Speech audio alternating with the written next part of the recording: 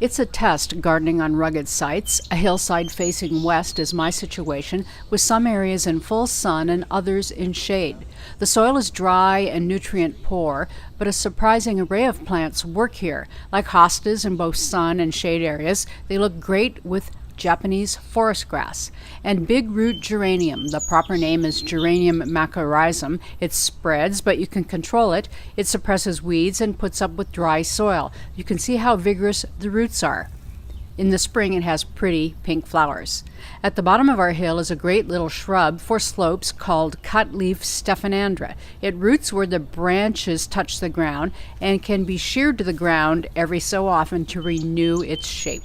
Lavender is happy on the hill. It pushes itself right out of the rock wall. And in my Hamilton Spectator column, I wrote about Lamium beacon silver. It's good in the ground, but happy in a pot too.